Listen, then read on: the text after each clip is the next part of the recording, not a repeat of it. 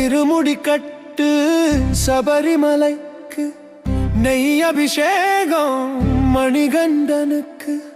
ஐயப்பா சுவாமியே ஐயப்பா.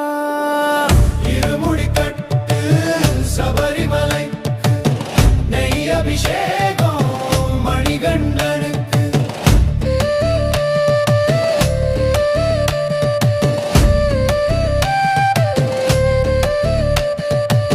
சுவாமி சரணம் ஐயப்பா, சரணம் சரணம்